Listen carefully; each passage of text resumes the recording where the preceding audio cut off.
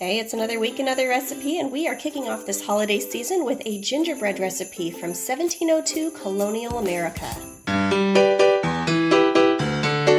Hi there, welcome back to my kitchen. Thank you for joining me, and welcome to the first experiment of the Christmas season. I am so excited for this. If you're new here, thanks for joining me. If you're not new here, thanks for joining me. I really appreciate the support. My name is Courtney Morris, and I cook history's forgotten recipes out of random cookbooks I find. And today we're going to tackle some gingerbread because that is a Christmas staple. So I didn't grow up with gingerbread much. It just wasn't a thing. We made, I think, a gingerbread house from a kit once when we were kids, but it just didn't permeate my household at all. But I know it's a huge thing in other cultures as well as in American households all over the country. So I went on a research excursion for a gingerbread recipe that was new enough to be able to read in English, yet old enough to be kind of cool. However, I found there are so many recipes for gingerbread, and they're all different. There's some that include ale and brandy in them, which I kind of want to try.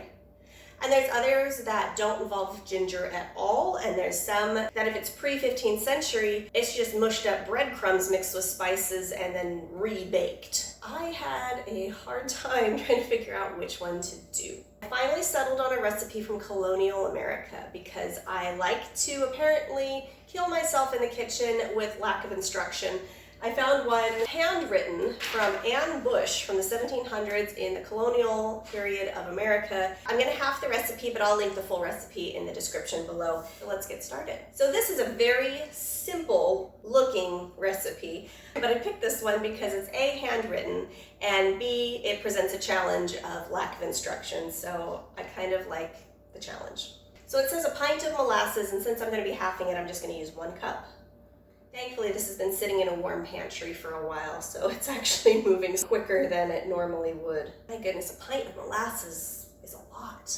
I mean, a cup of molasses is a lot. I can't imagine 2 of them. But apparently, as sugar got more easily available, so did molasses, which then they started using more. Okay. Good. Whew. It's kind of stinky. All right, it is a nice pretty contrast to the yellow bowl though. Okay, then a 1/2 pound of butter, so 1/4 pound of butter. Now it didn't actually say melted butter, but I accidentally melted it, so I'm just gonna roll with it because I don't really want to do another thing of butter. Then it says 4 eggs for the original, so I'm gonna do 2. Actually, the melted butter might not be a bad thing considering the molasses is so stiff. It might loosen it up a bit. I still can't believe how many recipes there are for this type of bread. And honestly, this is like, I didn't realize it was so popular. I knew it was kind of a staple of Christmas, especially in Western Europe, but I had no idea. And I also didn't realize there was a difference between the soft gingerbread and the hard gingerbread. Apparently, the soft gingerbread was an American thing. I'm not sure why that is. I don't know if that was the way they cooked it, the ingredients they had, or if that was just preference and somebody made it one day and they said, yay, this is good. So now it says 1 teacup of cream.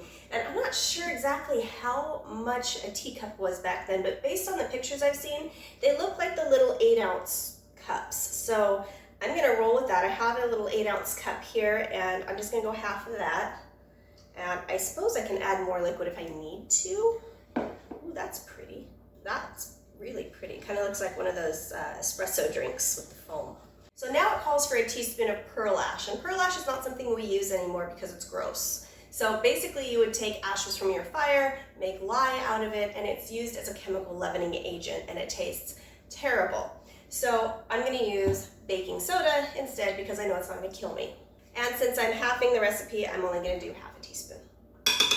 So now this is where it gets interesting because it says to just mix it as stiff as a pound cake. So I'm assuming that means you add your flour and then make it till you can form it. So I'm just going to start putting some flour in. So I started out with about 4 cups of flour in my beaker here, and I put in 2, so we will see how that goes. Okay, so it's definitely thicker, but I think I need another maybe cup. This is smelling pretty good. It smells like Christmas, of course. Okay, yeah, I'm gonna need more flour. Maybe that was too much flour.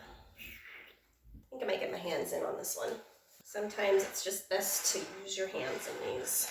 I am so excited to start these Christmas recipes because Christmas is my holiday. I love it. Everything about it, and I'm hoping we get snow this year. I'll turn this out onto the cutting board, which might be a little unorthodox since it's not a bread dough, but I think that's okay. It's definitely stiff enough. Sticky though. I kind of want to say I want more flour in there.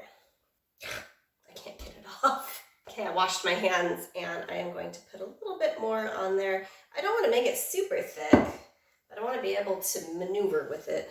It's preliminary taste. That's molassesy. It's not bad. It's just molassesy. Kind of tastes like I just took a swig out of this thing. Now, as far as cooking this goes, traditionally, from what I've seen, it is baked flat and then cut into squares with pretty decorations with dried fruit and decorative slices on the top of it. I'm not sure when like gingerbread people became popular. So going off the traditional stuff that I know, and correct me if I'm wrong, I could be wrong, I'm gonna bake it flat. And I think I'm gonna put some slivered almonds on the top. This kind of looks like a big Tootsie Roll, but it sure does not taste like it. So since there have been so many different recipes with so many different instructions, I'm kind of pulling in some of the instructions I had found from around the same time period, because she doesn't give any instructions. She just says make it as stiff as a pound cake, which, I mean, sure, why not? So what I had found in those earlier recipes is to bake them on buttered paper, and in this case I'm going to use parchment paper, and then I'm just going to form it into the pan as evenly as I can, and maybe hope I have enough to be able to spread it out to all four corners here. I think I do. This is just like working with warm Tootsie Roll. I am wondering, especially since I've got a handwritten recipe here about this Anne Bush lady and what her background was, and maybe this was a family tradition recipe from somewhere, or maybe there was just no spices available in I think they said 1702. I know it was a little bit of an interesting time back then to be able to get the things you normally would have available in England or Germany or France at the time, but I suppose you make do with whatever you can. That's that, and that is not going anywhere. I am going to decorate the top of it with slivered almonds, and then we will bake it. Let me go get my almonds.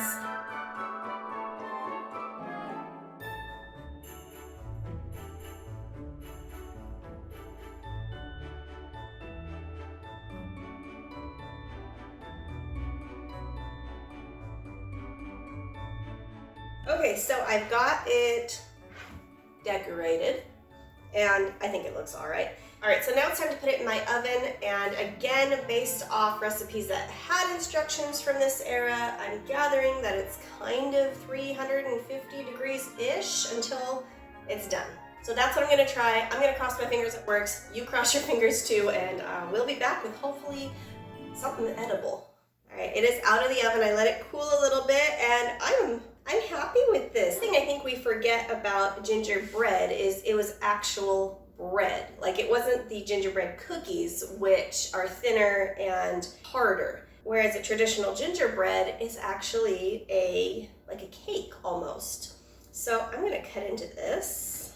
And I can definitely see where they got the American version being soft. This is very soft and quite light. Absolutely lovely. Look at that. The crumb on this is fantastic. Look at that, and I put it down here. Nice and spongy. It's got great texture, and it smells amazing. All right, let's give this a try. That's nice. That's really good. It's moist. I'm actually kind of surprised how moist it is. I think the most surprising thing is how fluffy it is. Granted, I didn't really get to use the pearl ash, and I used baking soda instead. This would go so well with a cup of holiday tea. For 6 ingredients and no instruction, this is possibly the most easy dessert I've ever made. Can you call it a dessert? And really, this would be super easy to add ginger, add your cloves, add cinnamon. I mean, gosh, you could put raisins in it. You could do a lot with this. I kind of want to make a powdered sugar glaze to go on top of it. I think that would taste really good. Okay, so because I am who I am, I went ahead and made that powdered sugar glaze. I just did the same kind of powdered sugar glaze that you would do with an old-fashioned donut. Just let it glaze over the top. Icing on the cake right there. I've almost eaten this whole thing. I'm gonna have to freeze some of this because my family can't have this with the molasses in it, but I'm gonna eat the whole thing if I leave it out. It still surprises me every time when I get these old recipes with such little ingredients and little fuss, and they turn out to be so good. Sometimes less is more. And in this case, less of this is gonna be more better for my holiday weight gain. If you have made it this far in the video, thank you so much. I really appreciate the support as usual, and I hope you try this one. This is something that I could see myself making regularly every year. Please hit the like button, please subscribe. I upload every Monday for you with a new experiment, and most of them turn out pretty darn good, but it's so much fun experimenting with you and seeing how these turn out. Also, let me know in the comments if you have any favorite holiday or Christmas item that is an old-fashioned thing that maybe your grandmother used to make or you remember from childhood. I would love to hear it. I would love to try out some of your guys' recipes. If you like this video, go check out my Thanksgiving series I just finished up. Also, you can check out my entire playlist of everything I've uploaded so far. We've had a lot of fun so far, and I am excited to go forward. All right, experiment number 1 down the hatch. I'll see you next week for experiment number